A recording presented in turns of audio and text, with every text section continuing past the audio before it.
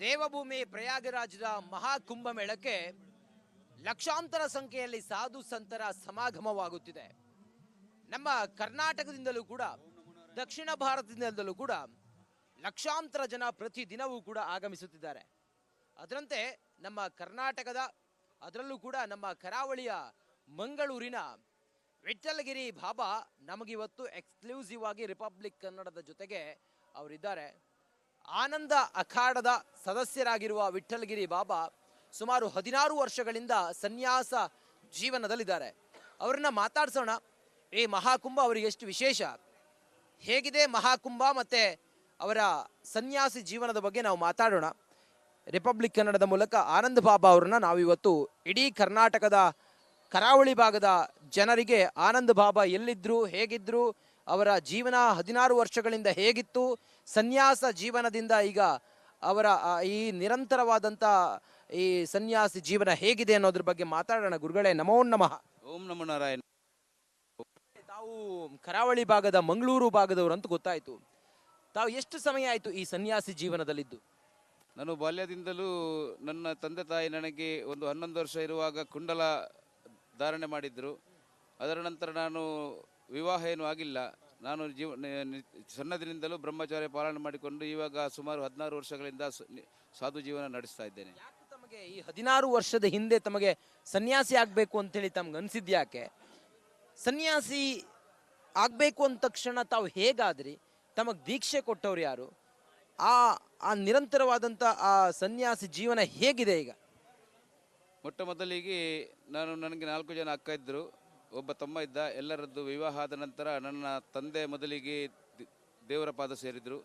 ಅದರ ನಂತರ ನನ್ನ ಮಾತೃಶ್ರೀಯವರು ದೇವರ ಪಾದ ಸೇರಿದರು. ಅದರ ನಂತರ ನನ್ನ ಮನಸ್ಸಿನಲ್ಲಿ ಒಂದು ಕ್ವಶನ್ ಬಂತು, ಇನ್ನು ಬದುಕುದಾದರೆ ಯಾರಿಗೋಸ್ಕರ ಬದುಕಬೇಕು ಅಂತ. ತಂದೆ ತಾಯಿ ದೇವರ ಹಾಗೆ ಪ್ರೀತಿ ಮಾಡಿದವ ನಾನು.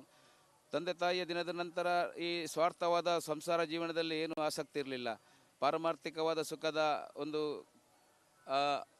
ಅರಸನ್ನು ನಾನು ಅರಸುತ್ತಾ ಹೋದಾಗ ನನ್ನ ಜೀವನದಲ್ಲಿ ನನಗೆ ಈ ಮಿಥ್ಯೆಯಾದಂಥ ಈ ನಶ್ವರವಾದಂಥ ಜೀವನದ ಬಗ್ಗೆ ನನಗೆ ಆಸಕ್ತಿ ಕಡಿಮೆ ಆಯಿತು. ಈ ಬದುಕಿನಲ್ಲಿ ನಾನು ಏನಾದರೂ ಸಾಧನೆ ಮಾಡಬೇಕಾದ್ರೆ ಅದು ನನ್ನ ಮುಂದಿನ ಬದುಕಿಗೆ ಅಲ್ಲಿ ನನಗೆ ಒಂದು ಕರೆನ್ಸಿಯಾಗಿ ಅದು ಬರಬೇಕು ಅಂತ. ಪುಣ್ಯ ದಾನ ಧರ್ಮ ಇಂಥ ಪುಣ್ಯ ಸಂಪಾದನೆಯೇ ನಿಜವಾದಂತಹ ನಾವು ಇಲ್ಲಿಂದ ಕೊಂಡು ಹೋಗುವುದು. ನಾವು ಬದುಕಿನಲ್ಲಿ ಈ ಒಂದು ಸಂಸಾರ ಜೀವನದಲ್ಲಿ ಕೆರೆಯ ನೀರನ್ನು ಕೆರೆಗೆ ಚೆಲ್ಲಿ ಅನ್ನುವಂಥ ತತ್ವದಂತೆ ಇಲ್ಲಿ ಏನು ತಾಯಿಯ ಗರ್ಭದಿಂದ ಬರುವಾಗ 1 ರೂಪಾಯಿ ಸಹ ನಾವು ತರುವುದಿಲ್ಲ, ಮತ್ತು ಹೋಗುವಾಗ ಒಂದು ಸೂಜಿಯನ್ನು ಸಹ ನಾವು ತಗೊಂಡು ಹೋಗುವುದಿಲ್ಲ.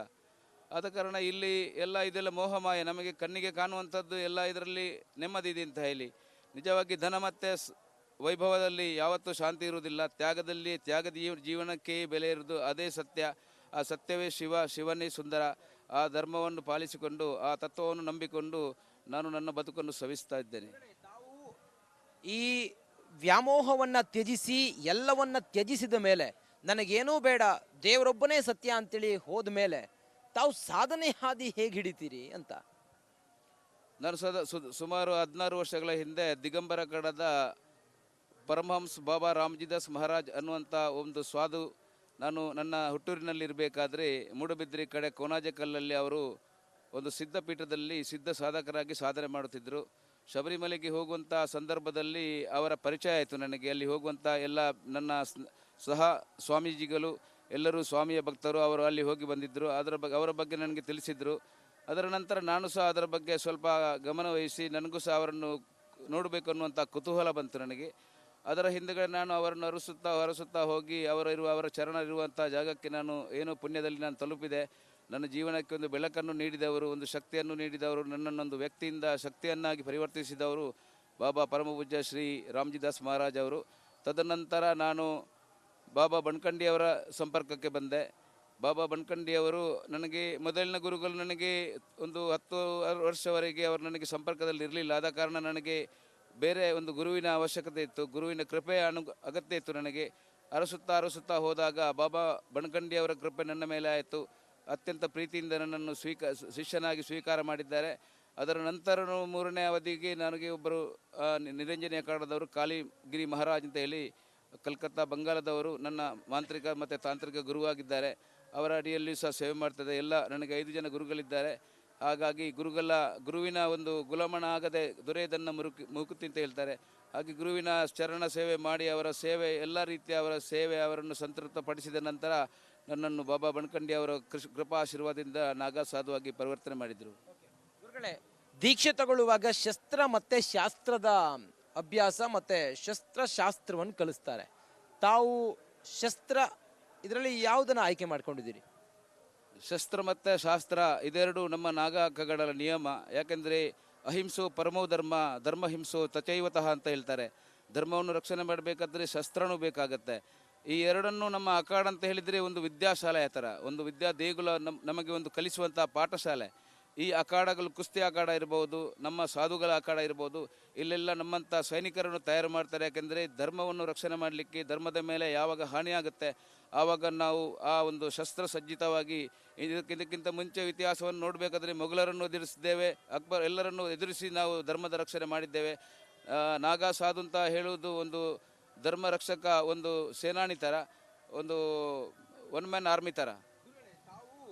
ದೀಕ್ಷೆ ತಗೊಳ್ಳುವಾಗ ಮೋಕ್ಷಕ್ಕೋಸ್ಕರ ದೀಕ್ಷೆ ತಗೊಂಡ್ರ ಅಥವಾ ಧರ್ಮದ ರಕ್ಷಣೆಗೋಸ್ಕರ ದೀಕ್ಷೆ ತಗೊಂಡ್ರ?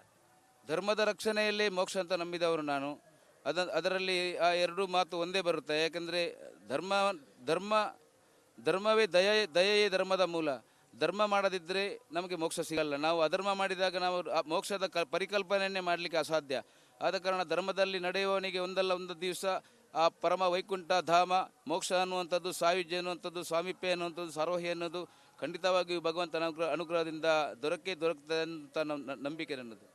ಈಗ ಇಷ್ಟೆಲ್ಲ 16 ವರ್ಷದಲ್ಲಿ ತಮಗೆ ಕುಟುಂಬದವರನ್ನ ಭೇಟಿ ಆಗ್ಬೇಕು, ತಮಗೆ 4 ಜನ ತಮ್ಮ ಒಡ ಹುಟ್ಟಿದವರು ಅಂತ ಹೇಳ್ತಾ ಇದ್ರಿ, ಅವ್ರನ್ನ ಭೇಟಿ ಆಗ್ಬೇಕು, ತಮ್ಮ ಸಂಬಂಧಿಕರನ್ನ ಭೇಟಿ ಆಗ್ಬೇಕು, ತಮ್ಮ ಯಾರೋ ಹಿತೈಷಿಗಳನ್ನ ಭೇಟಿ ಆಗ್ಬೇಕು ಅಂತ ಹೇಳಿ ಅನ್ನಿಸ್ಲೇ ಇಲ್ವಾ?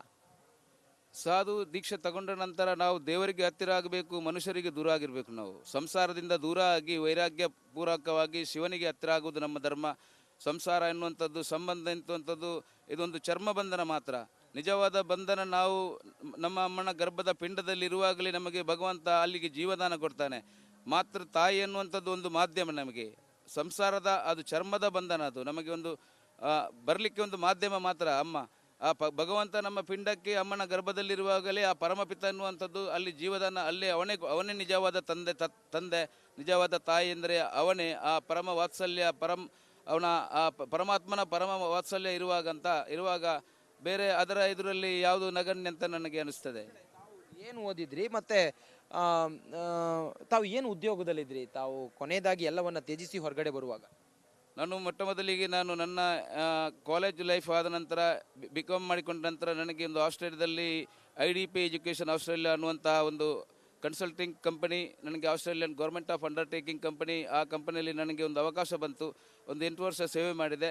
ಆ ಕಂಪನಿಯಲ್ಲಿ ಸೇವೆ ಮಾಡಿದ ನಂತರ Australian company IDP education Australia ಅಂತ ಹೇಳಿ ಇಂಟರ್ನ್ಯಾಷನಲ್ ಡೆವಲಪ್ಮೆಂಟ್ ಪ್ರೋಗ್ರಾಮ್, ಆ ಒಂದು ಗೌರ್ಮೆಂಟ್ ಆಫ್ ಅಂಡರ್ಟೇಕಿಂಗ್. ಎಷ್ಟು ಸಂಬಳ ತಗೊಳ್ತಿದ್ರಿ ಗುರುಗಳೇ? ನನಗೆ ಒಂದು 3.5 ಲಕ್ಷ ಸಂಬಳ ಇತ್ತು. ಅಲ್ಲಿ ಇಂಡಿಯನ್ ಕರೆನ್ಸಿಯಲ್ಲಿ ಆಸ್ಟ್ರೇಲಿಯನ್ ಡಾಲರ್ ಕನ್ವರ್ಟ್ ಮಾಡಿದರೆ 3.5 ಲಕ್ಷ ಆಗಿನ ಕಾಲದಲ್ಲಿ ನನಗೆ ಸಿಗ್ತಿತ್ತು.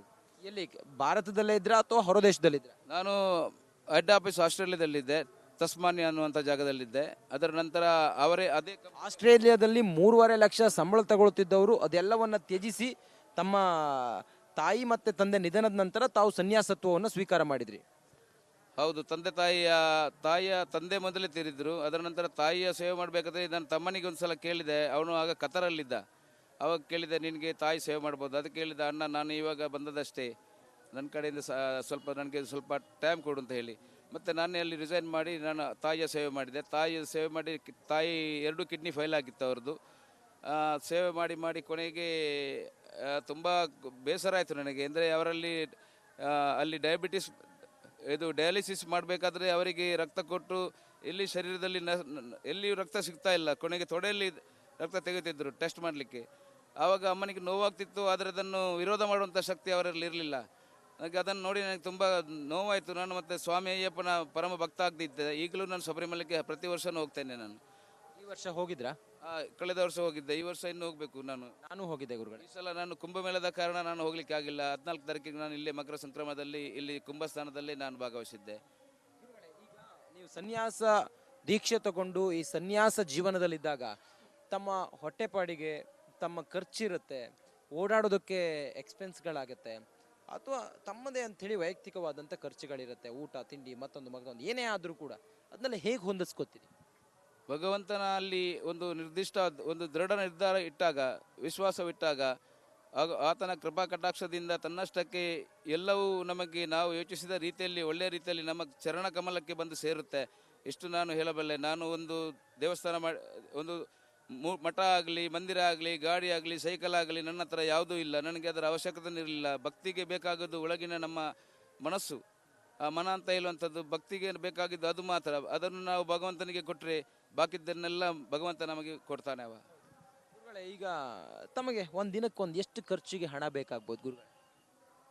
ನಾವು ಹಣ ಖರ್ಚು ನೋಡಿ ನಾವು ಲೆಕ್ಕಾಚಾರ ಮಾಡಿ ಖರ್ಚು ಮಾಡಲಿಕ್ಕೆ ಆಗೋದಿಲ್ಲ. ಯಾಕಂದರೆ ಖರ್ಚು ಅಂತ ಹೇಳುವುದು ಹೇಗೆ ಬರುತ್ತೆ, ಭಕ್ತರು ನಮಗೆ ಕೊಡ್ತಾರೆ, ನಾವು ಅದನ್ನೇ ಭಕ್ತರಿಗೆ ಬೇರೆ ರೂಪದಲ್ಲಿ ಕನ್ವರ್ಟ್ ಮಾಡಿ ಅವರಿಗೆ ಬೇಕಾದ ಊಟ ಉಪಚಾರ ಮಾಡಿ ಕೊಡ್ತೇವೆ. ಯಾರು ಕೊಡ್ತಾರೆ, ಯಾರು ಕೊಡೋದಿಲ್ಲ.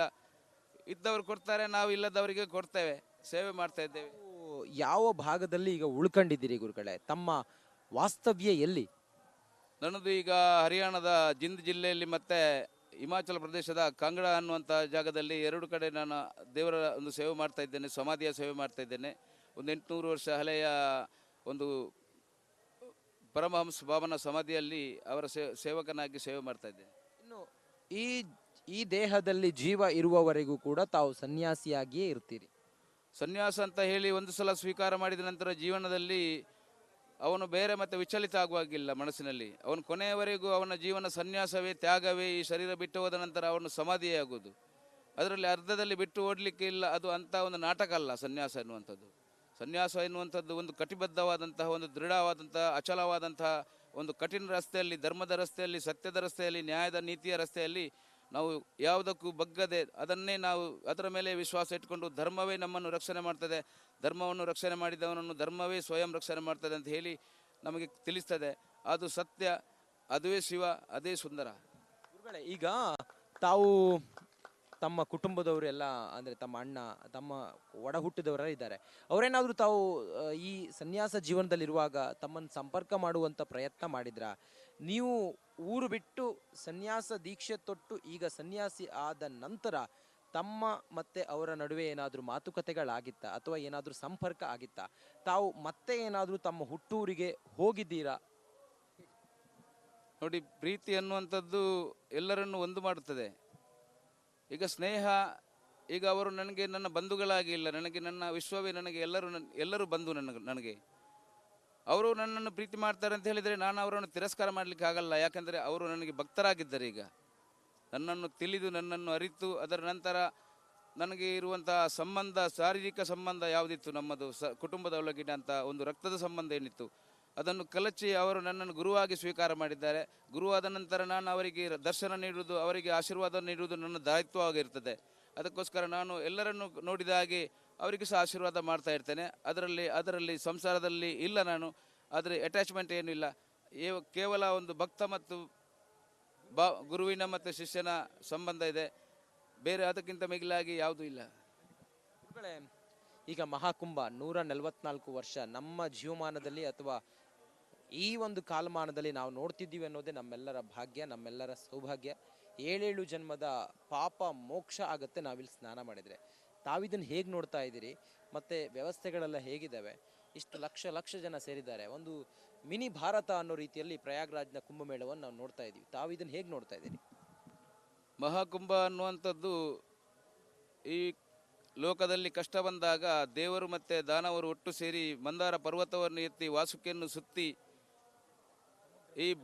ಈ ಧರ್ತಿಯನ್ನೇ, ಈ ಒಂದು ಪವಿತ್ರವಾದಂಥ ಧರ್ತಿ ತಾಯಿ ಏನಿದ್ದಾಳೆ ಧರಿತ್ರಿ, ಈ ದರಿದ್ರೆಯನ್ನೇ ಕಳೆದಾಗಂತ ಗಡಗಡ ಅಲುಗಾಡಿಸಿದಾಗ ಬಂದಂಥ ಸುವಸ್ತುಗಳು, ಗೋವು ಇರ್ಬೋದು, ಐರಾವತ ಇರ್ಬೋದು, ಅಶ್ವ ಇರ್ಬೋದು, ಲಕ್ಷ್ಮಿ ಇರ್ಬೋದು, ಸೂರ್ಯಚಂದ್ರರಿರ್ಬೋದು, ಅಥವಾ ಕರ್ಕೋಟಕ ವಿಷ ಇರ್ಬೋದು, ಇದೆಲ್ಲವೂ ಸಮುದ್ರ ಮಂಥನದಿಂದ ಆ ಯುಗದಿಂದ ಈ ಯುಗದವರೆಗೆ ಇದು ನಿರಂತರವಾಗಿ ಸನಾತನ ಧರ್ಮದ ಒಂದು ತುಂಬ ದೊಡ್ಡದಾದಂಥ ಹಬ್ಬ.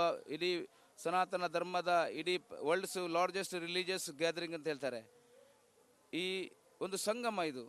ದೇವ ನದಿಗಳು ಸಹ ಇಲ್ಲಿ ಒಂದು ತಾಯಿಯ ಮಡಿಲಲ್ಲಿ ಹೇಗೆ ತನ್ನ ಮಕ್ಕಳು ಒಂದಾಗಿ ಸೇರ್ತಾರೆ, ಹಾಗೆ ಸಂಗಮ ಇಲ್ಲಿ ಗುರು ಶಿಷ್ಯರ ಸಂಗಮ, ತಾಯಿ ಮಗಳ ಸಂಗಮ, ಗುರು ಶಿಷ್ಯರ ಸಂಗಮ, ಪ್ರಕೃತಿ ಸಂಗಮ, ಶಿವ ಶಕ್ತಿಯ ಸಂಗಮ, ಎಲ್ಲವೂ ಸಂಗಮ, ಮಿತ್ರರ ಸಂಗಮ, ಪಶು ಪಕ್ಷಿಗಳ ಸಂಗಮ, ಪ್ರಕೃತಿಯ ಸಂಗಮ, ಎಲ್ಲವೂ ಸಂಗಮ. ಇದು ತಾಯಿಯ ಮಡಿಲು. ಇಲ್ಲಿ ಯಾರಿಗೂ ಕಡಿಮೆ ಆಗಲ್ಲ. ಇಲ್ಲಿ ಬಂದವರೆಲ್ಲವೂ ಒಂದು ಮಂದಹಾಸದಿಂದ ಹೋಗ್ತಾ ಇದ್ದಾರೆ. ಇಷ್ಟೊಂದು ದೊಡ್ಡ ಸಂಭ್ರಮ. ಇದು ಒಂದು ಸನಾತನ ಧರ್ಮದ ಒಂದು ಪರಾಕಾಷ್ಠೆ ಅಂತ ಹೇಳ್ಬೋದು. ಯಾಕೆಂದರೆ ಇದೇ ಹಬ್ಬ ಮುಸ್ಲಿಂ ಅಥವಾ ಇಸಾಯಿ ಧರ್ಮದಲ್ಲಿ ಆಗೋದಿದ್ರೆ ನಮ್ಮ ಈ ಒಂದು ಜಾಗದಲ್ಲಿ ಎಷ್ಟೋ ಹತ್ಯೆ ಆಗ್ತಿತ್ತು, ಪಾತ ಆಗ್ತಿತ್ತು, ಹಿಂಸೆ ಆಗ್ತಿತ್ತು, ಅದರಿಂದ ಪಾಪ ತುಂಬಿ ತುಳುಕ್ತಿತ್ತು ಈ ಒಂದು ಮಣ್ಣಿನಲ್ಲಿ. ಆದರೆ ಸನಾತನ ಹಿಂದೂ ಧರ್ಮದ ಕಸ್ತೂರಿ ಕಂಪು ನೋಡಿ, ಇಲ್ಲಿ ಎಲ್ಲವೂ ಶಾಂತಿ, ಹೋಮ, ಹವನ, ಮಂತ್ರ, ವೇದ, ಇದರದ್ದೇ ಉದ್ಘೋಷ. ಇದು ಭೂಮಿಗೆ, ವಿಶ್ವಕ್ಕೆ ಕಲ್ಯಾಣಕಾರಿ. ಅದು ಯಾರು ಅಸುರರು ಬಂದು ಇಲ್ಲಿ ಪಾತಕ ಮಾಡ್ತಾರೆ, ಹಿಂಸೆ ಮಾಡ್ತಾರೆ, ಅವರು ಮಾಡುವ ಹಿಂಸೆಯನ್ನು ನಾವು ತೊಳೆಯುವಂತಹ ಗಂಗೆಯ ಕೆಲಸವನ್ನು ಸನಾತನ ಧರ್ಮ ಮಾಡ್ತದೆ. ಸನಾತನ ಧರ್ಮವೇ ಪರಮ ಸತ್ಯ. ಈಗ ಸನಾತನ ಧರ್ಮದ ಮೇಲೆ ಆಗುತ್ತಿರುವಂತಹ ಅತ್ಯಾಚಾರಗಳು, ಗೋಹತ್ಯೆ, ಮತಾಂತರ, ಜಿಹಾದಿ, ಇದಕ್ಕೆ